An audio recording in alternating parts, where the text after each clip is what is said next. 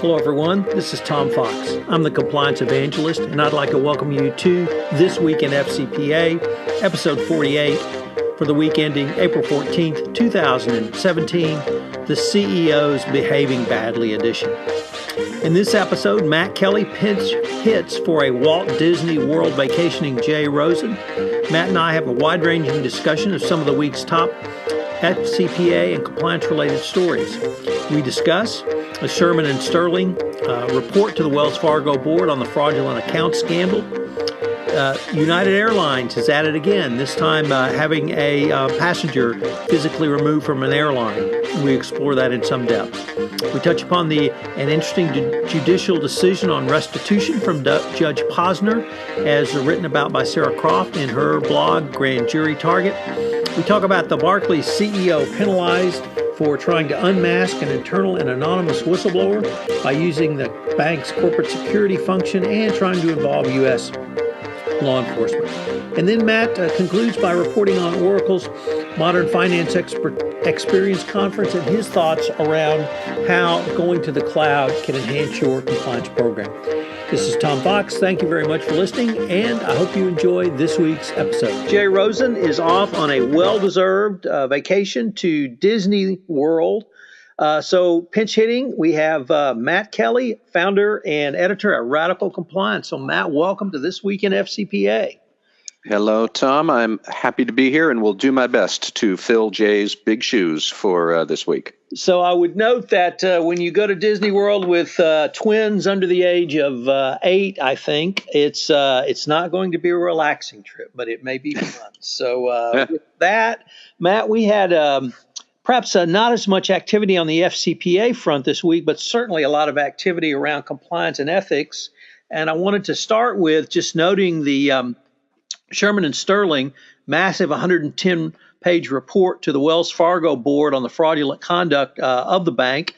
It was a pretty damning report for everyone involved, starting with the board of directors, going to CEO John Stump, the head of the community banking unit, Kerry Toldstadt, the decentralized nature of the entire business operations of Wells Fargo, individual control functions such as HR, legal, audit, and risk within the company. There's many things that we could and will talk about it, but I found that it actually provided lots of lessons to be learned for the compliance function, as opposed to perhaps even the individual compliance practitioner and chief compliance officer or compliance professional, because it really talked about the thing that struck me about the report was its lack of the word compliance, and the chief compliance officer was mentioned one time in the entire report. It wasn't that compliance didn't have a seat at the table. They weren't even on the back of the bus at Wells Fargo. So it really spoke to me about an entire failure of not an existing compliance function, but one that was there on paper, but really had nothing to do with anything that went on at the bank. You know, it's true, and this has weighed on my mind for a fair bit now, even before we saw this full report, which, in full disclosure, I have not read all 110 pages, but I did skim the executive summary. I've seen what other people have written about it. I was thinking more about what does this highly fractured system at Wells Fargo, okay, very decentralized and a lot of different silos, not necessarily talking to each other or talking past each other or not talking at all. Clearly, that's not working. So how should people think about what does work?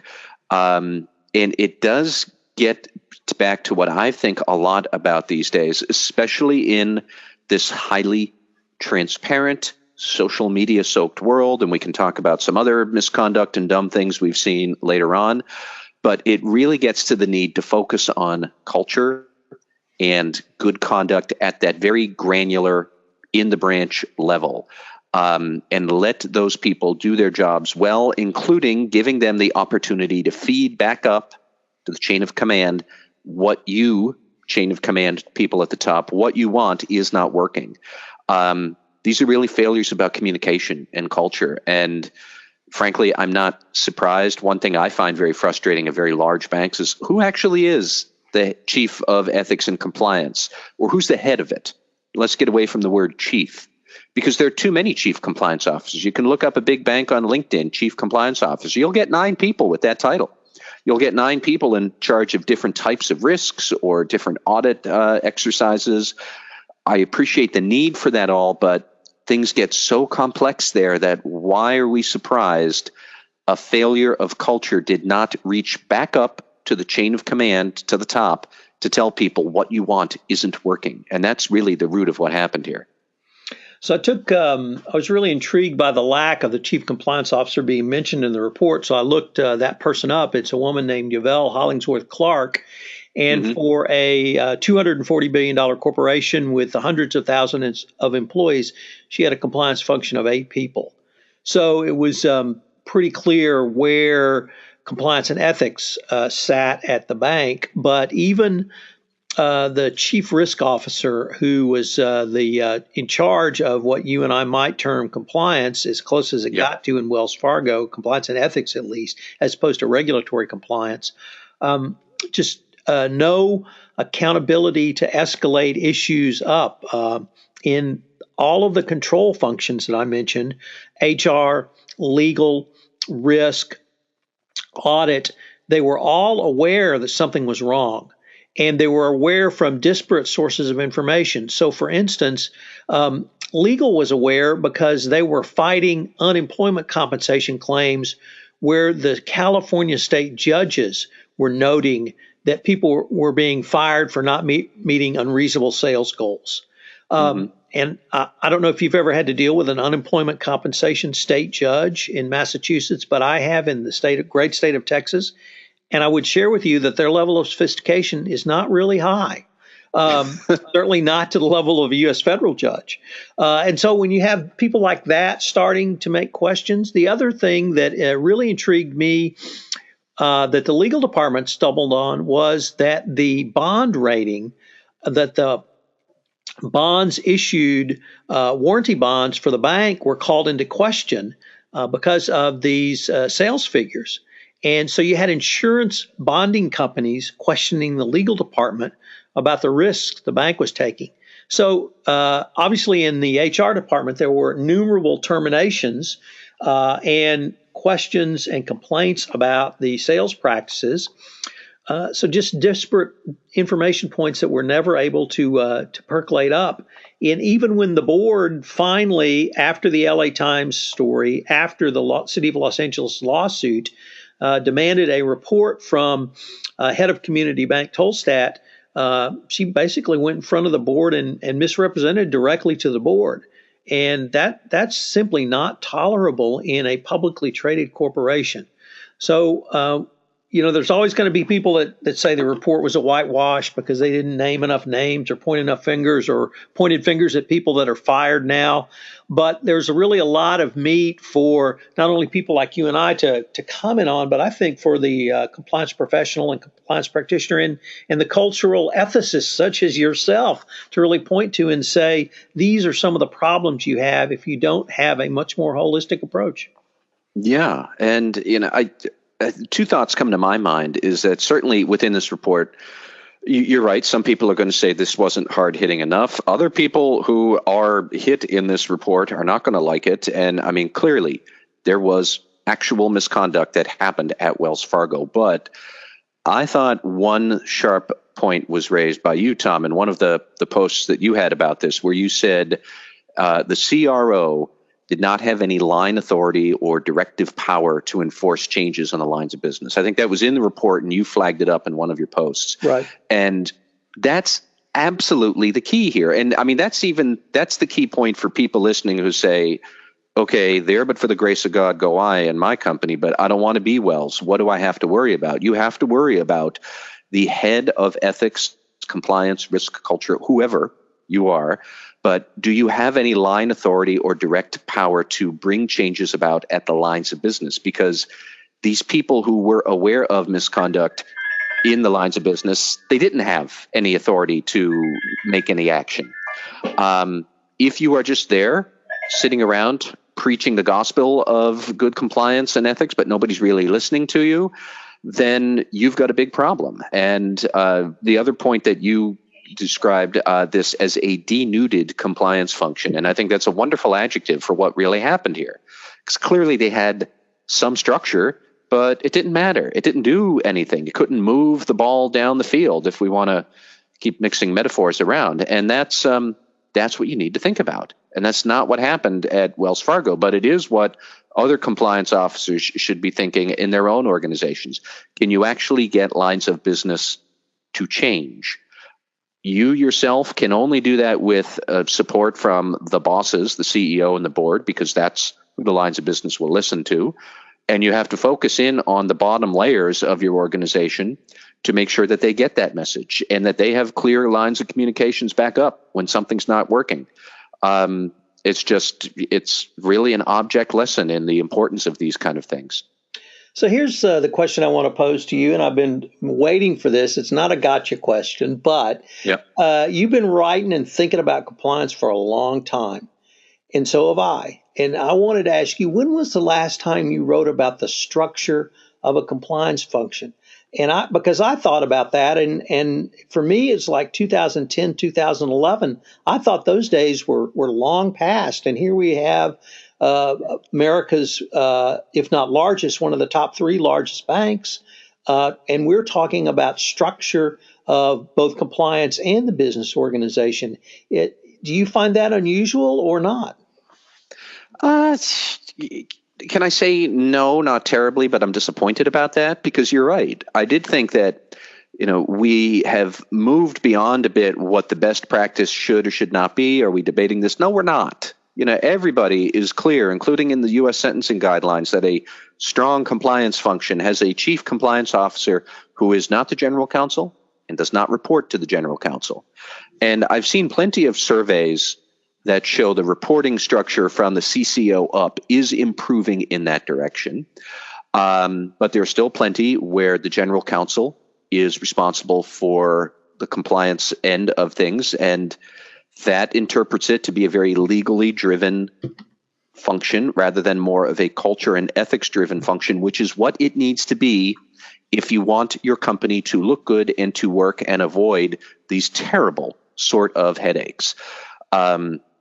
One other point that I would want to raise is we do spend an awful lot of time talking about silos. Silos are bad. Silos mean that people aren't talking to each other. I almost think we should try and get away from that word and pay more attention to layers. I don't necessarily care who within the company is reaching down to the bottom layer and telling them what the cultural mission should be, what the core values should be. Here's how you should be trying them. Here's who to express your dismay to when our plans don't work. I don't care if it's the audit executive or the risk executive, the compliance officer. It should also be the CEO supporting him. But, it really is about these frontline people who are going to respond to company pressures in some manner.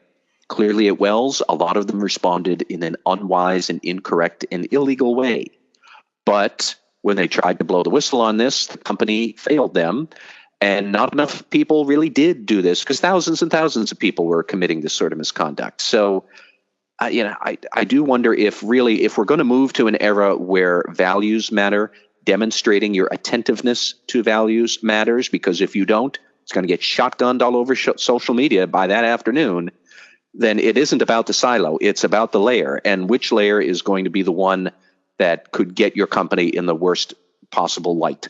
And that's another area of failure here that happened with Wells. So it's pretty clear you and I could talk about this for quite some time, but I really wanted to move on because our old friend is back again, and you wrote about it, United Airlines. Actually, we both wrote about it, but why don't maybe you kind of set the stage if there was anyone who's been visiting Mars earlier this week and just returned to planet Earth. What brought United back into the news, and what are the lessons that we can garner from it? Oh, boy. Even just bringing up to speed what has United done could take a good hour, because this is the first company I have written about in 2 consecutive weeks for the same sort of basic problem.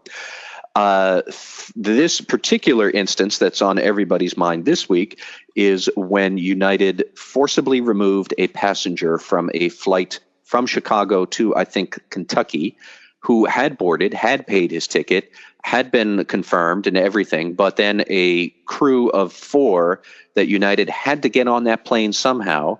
They show up at the last minute, so United had to remove 4 people. Now, 3 of those people did go willingly on some sort of overbooking compensation, but the 4th, his name is David Dow, who is a doctor. He said, "No, I'm not going to do this. I have to be somewhere Monday morning. I've got patients to see." So they called airport security, who roughed him up and dragged him off, and that was in social media, and that goes all over the internet. United did itself no favors with its first quasi-apology, a sorry, not sorry sort of thing from the CEO, who called the passenger belligerent. And then that failed, and suddenly the CEO had to make a second apology, I think on Tuesday, where he said, we were absolutely wrong, and he fell on his sword. But this doctor, David Dow, he definitely suffered physical injury, and he's going to sue. I'm sure that Congress is already calling for investigations and questions and hearings, and such a mess, because United's employees, I'm not even sure if they were employees, they may have been third-party contractors working for United, because they handled this situation so poorly, and then the CEO followed up with his own not handling it well. This is not to be confused with United's previous scandal last week, where they removed 2 teenage girls from a flight because they were wearing leggings. And that also got shotgunned all over social media as a sexist and unnecessary imposition on these 2 girls who couldn't get on their flight from Denver to Minneapolis. So that's just what happened. We can now talk about what went wrong and how companies could avoid it, but just the facts of bringing up United's missteps can take a good 5 minutes these days. So actually, I decided to look into the terms of carriage, being a lawyer, and wanted to see really what were my rights. And of course, I correctly understood that I can be removed from a flight for overbooking. And although I certainly wouldn't like that, the airline has the absolute right to do that. However, it turns out they do not have the legal right to remove you on non-overbooking situations, such as needing to get other United or United-affiliated airline employees to another location. They can offer tickets, but they cannot physically remove you, and you're not subject to removal. I believe that's the phrase when it's an overbooking situation. So, of course, the lawyer in me wants to say, well, they don't have the contractual right to do that. But the other thing, Matt, that I really wanted to maybe emphasize was something I write a lot about is the fair process doctrine. And I write about it in the business context. But it's really a part of the social contract, and certainly one of the reasons that people will more willingly submit to absolute authority, such as a police officer or other credentialed peace officer, is the belief that, rightly or wrongly, we'll be treated fairly. So that if a police officer tells us to move and has the right to do that, whether we may or may not want to move, we do move. And if we move, we will not be sanctioned to being beaten up or other physical violence. And here, that really fair process doctrine was broken because passengers did not think that they would be physically removed from an airline by asserting their right to stay on it in this situation. And so that to me was one of the real lessons here, that airline captains have to have absolute discretion and absolute authority over the airline, but we as their crew, their consumers, their customers have to believe that we'll be treated fairly. And United has not articulated a reason of why this passenger was selected. I certainly hope it wasn't profiling for a 69-year-old Asian who turns out had immigrated from Vietnam after the Vietnamese War. the optics of that obviously are just horrible for United. But whatever the algorithm they use or the criteria, I think that they need to have some transparency around that. So if it is the pricing of your ticket, for instance, or the lack of number of miles you have, that's something that you would be aware of. And if that call is made to you, you have to leave. You will at least be perceived that there was fairness in the decision to make you leave. So you and I are probably going to be talking and writing about this case for a long, long time. Certainly United is giving us lots to talk and think about. But, this one was about as bad as it can get. A 69-year-old man, physically injured. The police or the civil authorities that were called, they were basically enforcing a business decision of United. But once you involve the police, I mean, they are there to enforce and take whatever steps necessary to enforce. And that's, one of the criticisms of putting police in schools is that they will enforce and they will use necessary force to enforce what they believe or they understood they've been told to do. And so when the police are called at the airport, it's generally we have a belligerent passenger, get him out of here. It's not that we're having a dispute over whether or not someone has the right to stay on a plane when four employees want to bump off paying customers. So lots to talk about. Any other kind of initial things that struck you that the compliance practitioner might take away? I've thought about the United cases a lot, both incidents, the leggings incident and this one. And I will even I will go a long way for United, and I'll put aside all the very valid points you raised about if this guy should have been removed or not. Like, did they have the legal authority? I'll give it to them. You know what? Let's say that you did have the authority to remove David Dow by force. And on the leggings incident the prior week, they did have the right to remove those girls for wearing leggings, which was against United policy for people flying on employee pass tickets, which those two girls were. Even if, in both instances, United employees acted according to policy, who cares? That is the question compliance officers really need to think about, because more and more companies are going to find that following policy can sometimes conflict with other broader objectives, such as flight safety is always going to be one for United, or preserving brand value and reputation, which went out the window with both of these incidents, which could arguably have still been in sync with United employee policy and procedure. You're going to need to inculcate into your employees what are our absolute core priorities and objectives. So for United, it's number one, safety. Okay, that was never going to be an issue here. Number two, what is best for the airline? And it is not always going to be a slavish devotion to policy. It is going to be what is the best way to handle something that may involve reputational harm to the airline. All they had to do was offer another $1,000 to somebody else to get bumped instead. That would have gone against normal parameters in United, but I'm sure the CEO now is wishing they'd offered $10,000 or $20,000 to get somebody else to give it up. This is going to cost them millions of bucks. And you're going to need to think through, at what point does a slavish devotion to policy get put aside in favor of other broader objectives? And, this new era of enhanced reputational risk, enhanced transparency, that's never going to go away. And that, you're going to have to be thinking, how do we navigate all of this? That's a great point, and it really speaks to your thoughts on culture, values, and compliance, and that really hits on number two, the values, because the values of United should be number one, safety, and number two, brand reputation. So absolutely. I would say, this is not going to be a PR problem that compliance officers don't have to think about. This is a corporate conduct and culture and behavior issue, and that is something CCOs have to think about. So they should look at this closely about what happened here. So, Matt, I'm going to run through a couple pretty quickly because I want to get to the last one, which is you getting to see the Goo Goo Dolls. So, sure. Sarah Croft over on Grand Jury Target blog wrote a great piece on a very interesting judicial decision around restitution. It was in a bank bank case around the financial collapse in 2008, but it had a really lot of interesting information for companies and countries that will try to seek restitution in FCPA cases. We didn't even get to the CEO of Barclays, who was penalized for trying to unmask an internal and anonymous whistleblower by using not only corporate security, but U.S. law enforcement personnel.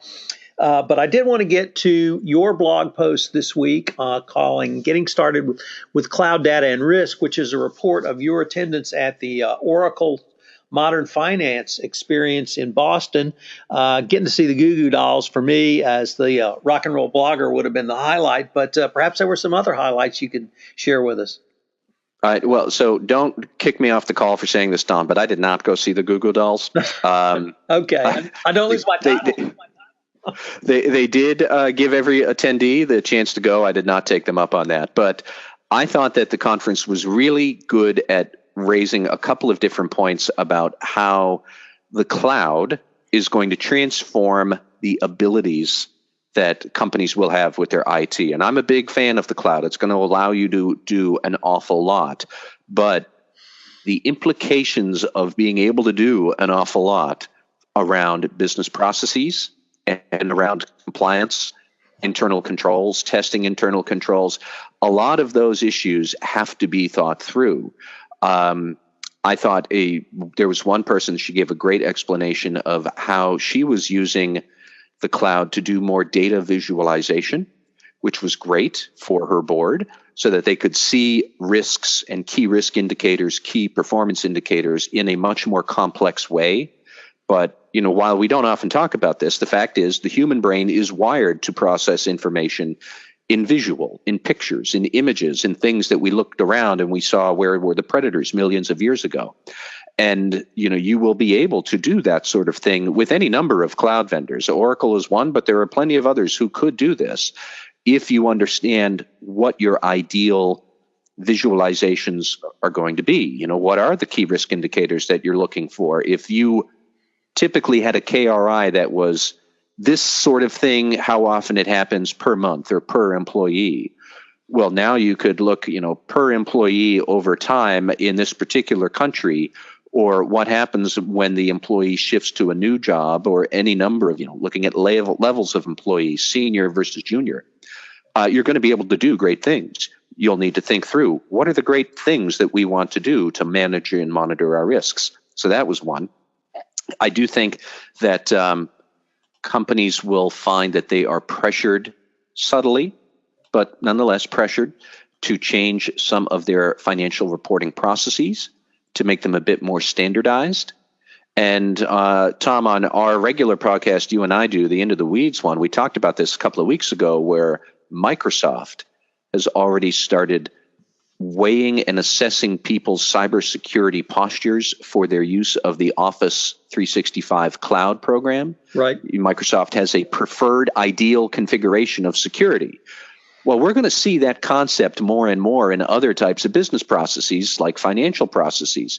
You might find that your cloud provider can give you great things, but we give great things to 16,000 customers, and this is the preferred way to do financial transactions, like procure to payment process. Maybe you've customized it. Well, maybe you might want to think about uncustomizing it and streamlining it to what your cloud provider says is the best practice. Maybe you want to look back, what would the Justice Department think about us doing this? Is it a good idea? Is it not?